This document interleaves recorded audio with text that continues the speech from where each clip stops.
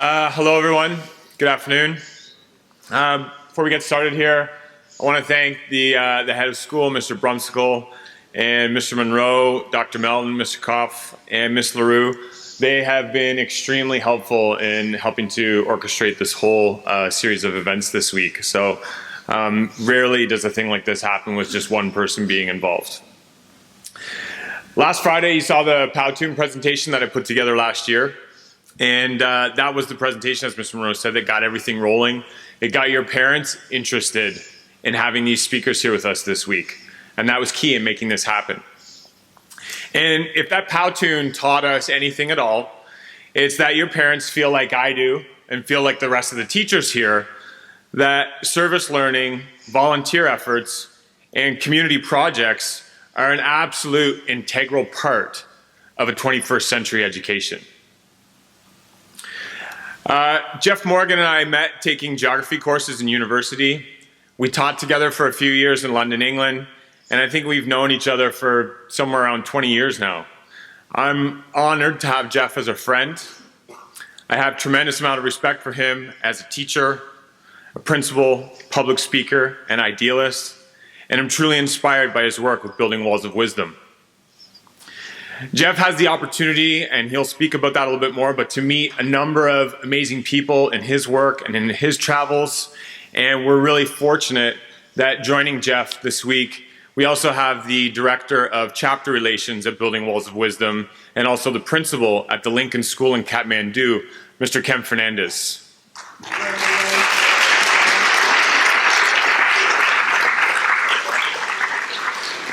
And one more time, without any further ado, let's have another round of applause and welcome for Mr. Morgan. Great hug.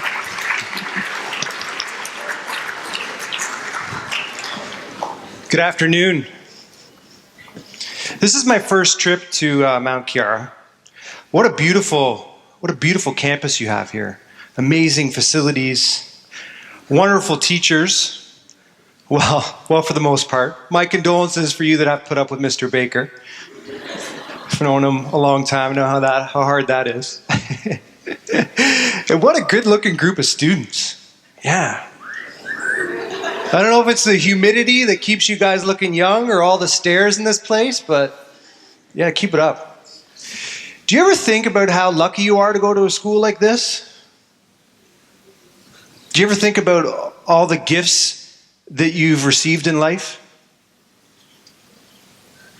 Or wonder why we live in a world with 5-star hotels, fancy restaurants, and an endless number of luxuries, yet some people can only dream of having enough food to eat, a warm bed to sleep in, or an opportunity to go to school?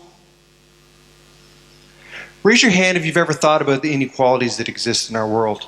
If you've ever even spent a moment thinking about why some people have so much and others so little. Good for you. I believe that this is the first step, and that each of you is capable of doing beautiful things in our world. This afternoon, I want to share with you what I have learned about global poverty over the last 10 years. Talk about a nonprofit organization that I founded building schools, and invite you, challenge you to think about how you can create a more compassionate, equal, and peaceful world for our next generation. I didn't always know my responsibility to others. For me, this didn't happen until much later in life. But when it happened in a single instant. Have you ever looked at the face of a child born in poverty? Not glanced at pictures on the internet or TV, or maybe quickly walked past somebody on the street, but really looked into their eyes, beyond the surface, into the depths of who they are. It was in Sierra's eyes that I saw a type of courage and fearlessness that would change my life forever. It was in her eyes that I realized that she is no different than you or I. And I knew that from that moment forward, I would do everything I could to save this 12-year-old girl from her life of impoverishment. Each of us is capable of doing beautiful things in this world. Before I tell you about how I met Sierra, I would like to share this photograph. This is one of my favorite photographs. It was taken by astronauts aboard Apollo 17 during the last manned mission to the moon. Since then, no human being has been far enough to capture a full Earth image. It is timeless, it is universal, and it represents the only place to our knowledge in the entire universe that can support our fragile human lives. This is where 50,000 years of human history has taken place. All of the world wars, the rise and fall of civilizations, the discovery and extinction of species. This is where everything has been invented, all of the music composed, all of the art created, and this is where every last love story has taken place.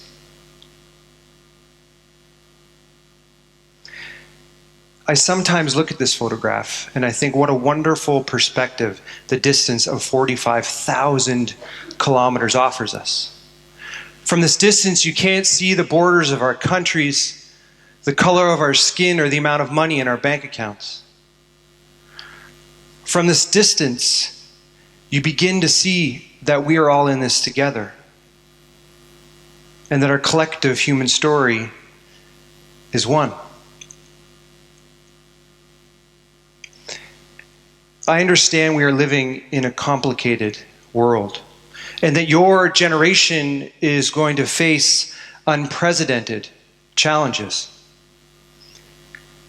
So when you want to make a difference, it is difficult to know where to begin. This afternoon, I would like to begin in sub-Saharan Africa, where a great deal of challenges exist, specifically in Ghana, in a community called Yapala that is made up of mainly farmers who survive on less than $1 a day. And the total literacy rate in this village, the amount of people who can read or write, is just 3%. But unfortunately, in rural Africa, there's very little money for schooling. And in the video I'm about to show you, I want to invite you to think about what it would be like to grow up in this village, what it would be like to go to school in this village.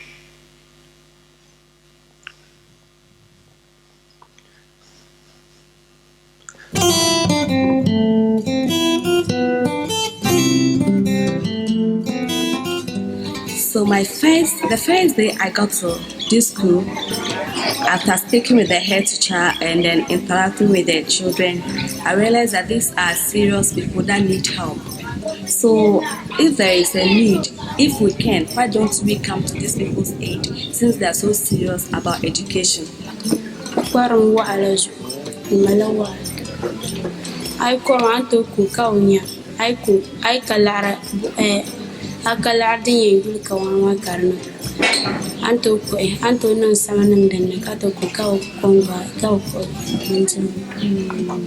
Can rain about 2-3 days consecutive. That means we are not going to have classes, and it affects my teaching and then the learning of the children too.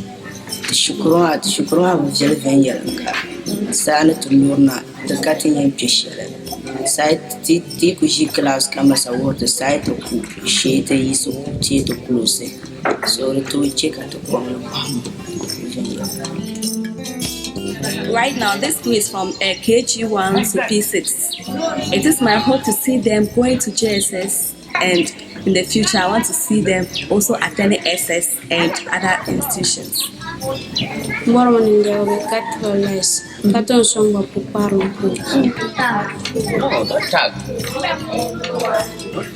We have some settlements here, some especially these Fulanis. I have a lot of them in my school here.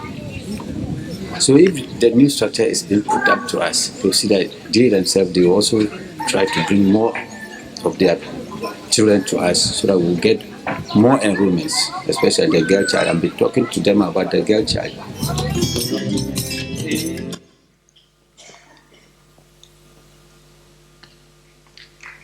Thank you.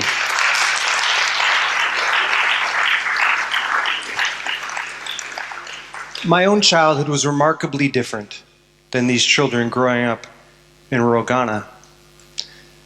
I grew up just outside of Toronto, Ontario, and I had a happy, peaceful childhood, full of long bike rides, endless games of street hockey, and fishing trips on the weekend. At this time in my life, unlike you, I was vaguely aware of the world beyond my small town. And the only exposure I had to poverty was often through TV commercials that was full of images of starving African babies with flies in their faces and distended stomachs. And these commercials made me feel horrible. And I have to admit, when they came on, I would change the channel. I used to think to myself, what difference could I possibly make? Although I was aware of some of these inequalities, I didn't feel like I had the power to change anything. In high school, I was a dedicated student and athlete. And in case you're curious, I'm the good-looking guy in this photograph, the one standing next to the coach with that beautiful head of hair. Yeah, a lot has changed since high school. During this time in my life, I didn't spend a lot of energy thinking about other people, especially not people halfway across the world that needed my help. I had other plans. I was destined to earn a degree from a top university, start a career, get married, buy a home in a good neighborhood, and then eventually, after a long, successful career, retire, preferably somewhere on a beach with palm trees where I could kick back and enjoy life. But it was during my time in university that I began to question this picture of a perfect life that is so often sold to us. A life about status and recognition. A life about accumulating and consuming. And as I began to question this picture, I began to realize that we don't just see the world, we interpret it through very specific ideas that we inherit through our education, through our culture, and largely through marketing and media. It is easy to see how people begin to think that life is all about them, when our lives have become polluted with a constant stream of messages telling us that we are not skinny enough, that our clothes are no longer cool, or urging us to splurge on ourselves. And as these feelings began to surface with increasing frequency and intensity, I went out and I bought a map of the world, and I hung it above my desk at university. And I would often stare at that map, daydreaming, thinking about visiting other countries and exploring different cultures. Somehow I was convinced that there must be more to it. And so one week after graduating from university, I went out and I bought a large purple backpack. And I know what you're thinking, but purple was very cool at the time. And then I left. I left everyone and everything I have ever known in search of a more meaningful understanding of our world. And over the last 15 years, I have been on an incredible journey through more than 60 countries, from Paris to Peru, from the streets of New York to Mount Kilimanjaro, from the Taj Mahal to the Great Wall of China. And although these places have been interesting, it is the people that I've met along the way who have had the most profound impact on me. And nothing has affected me more completely or wounded me more deeply than witnessing the needless suffering caused by absolute poverty. My first intimate in poverty came in June 2006 when I decided to travel to India to volunteer for the summer. And it was there that I met Sierra. During my time there, I worked with street children who survived on picking through mounds of garbage to get enough to eat. And although I worked with dozens of children, Sierra stood out amongst the rest. She was intelligent and funny and had a tremendous desire to learn. And most days I would sit down and I would help Sierra with her homework.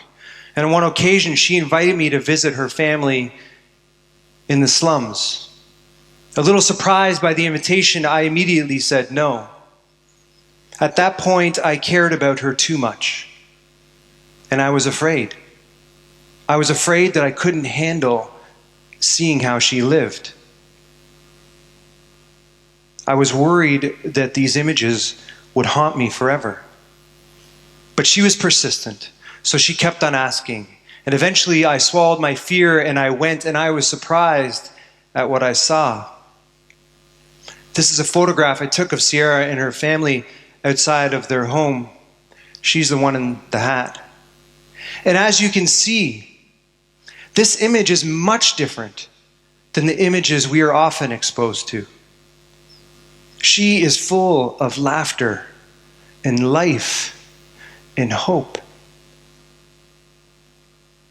Leaving India, I was determined to find a way to ensure that Sierra had the resources she needed to complete her schooling. And so I returned to my community and I shared her story. And with the help of a number of teachers and students, we raised enough money to send not only Sierra to school, but 50 other children as well. My first encounter with poverty taught me two things. The first is that although we can close our eyes to the things we do not want to see in our world, you can change the channel, you can close your computer. You cannot close your heart to the things that you do not want to feel. And perhaps more importantly, I learned that our small actions can literally change the course of people's lives.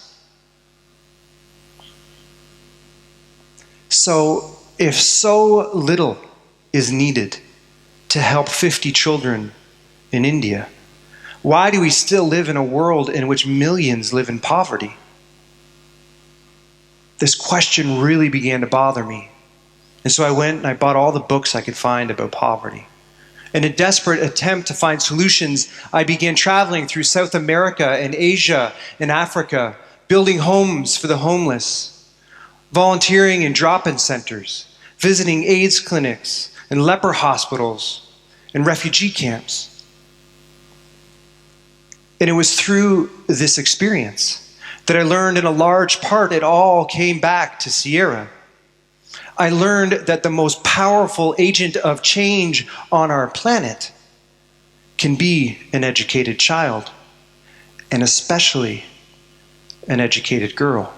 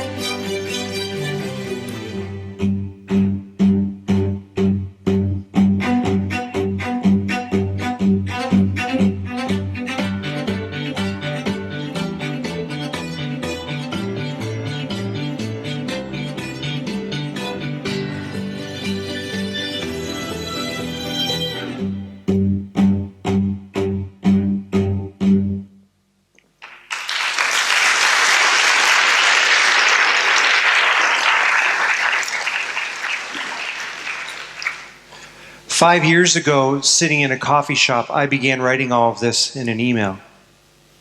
I wrote about how education is the great equalizer, how it is fundamental to human development and one of the most basic of all human rights.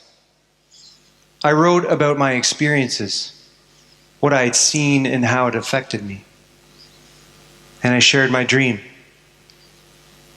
to live in a world in which where you are born does not determine whether you get to go to school. I poured my heart into a long email. I entered 50 email addresses and I clicked send. And I waited and I worried.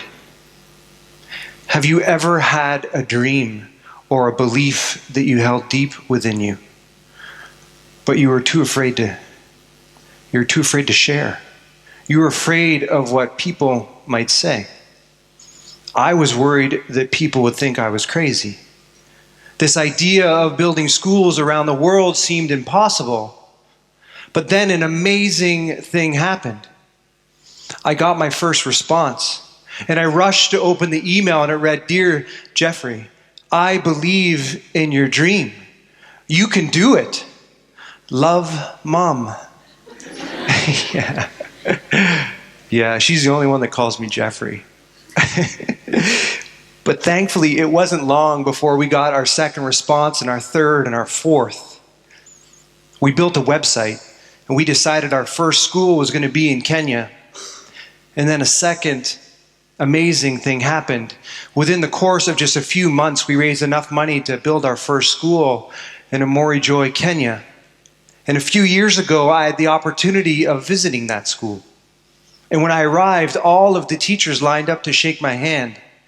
I met some adorable students and a very proud principal named Philip, of 450 students, in which half are girls. I also met an entire village in school with the same haircut as I have.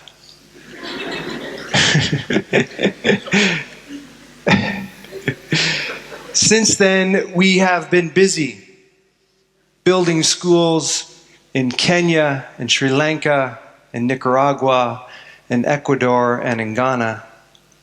And today, 700 students attend class in schools that we have built. And in 10 years, over 7,000 students will have received an education in one of our schools. It is amazing to think that you may be the first generation in all of human history that will witness a world in which everyone has the basic living standards that we take for granted every day. But even better than this is we are part of a larger global trend that is winning the war against poverty. Since the year 2000, the number of people living in poverty on Earth has been cut in half. An astonishing 4.2 billion people have gained access to clean drinking water. And 45 million children have received access to an education. But for me, the best part, I mean the really good stuff, are still the individual stories. A few years ago in Yapala, out of a community of 700 people, only 16 could read. 6 women and 10 men. And this is where students sporadically attended school. But today, Yapala has a new school for 150 children. And attendance is up for boys and for girls. Sitting in the front of one of those classrooms is Sakina Fusini. She is 9 years old. She loves to read, and she's one of Yapala's best students. She dreams of being a nurse one day, a life that was unimaginable just a few years ago, a life in which she can choose when to get married, how many children to have, a life in which she can get food and the medical treatment her family needs, and a life in which her daughter can go to school. I know I don't need to stand here this afternoon and convince you to care. I know you do. But we need to stop being afraid to try. It is not a lack of compassion that keeps 58 million children out of school and living in poverty. It is a lack of action.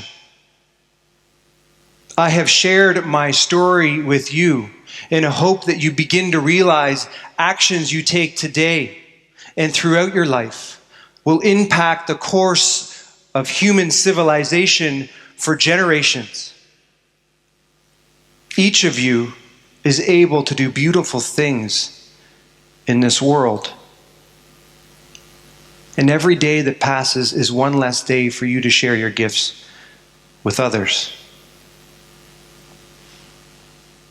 I will end with the words of an individual who grew up in rural Africa. And he didn't attend a big, beautiful school like this. He went to class every day in a tiny one-room schoolhouse. And armed only with his education and his dreams, he went on to change his community, change his country, and change the world as we know it.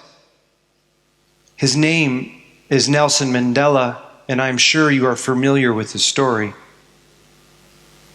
He once said that overcoming poverty is not a task for charity. It is an act of justice. Poverty is man-made, and overcoming it and eradicating it can be achieved through the actions of human beings. Sometimes it falls on a generation to be great. Sometimes it falls on a generation to be great. I believe that you can be that generation our world so desperately needs. A generation of global citizens that is willing to open up their eyes, but more importantly, their hearts to all humanity and begin taking responsibility for creating a world that you want to live in, a world that you are proud to live in. Thank you.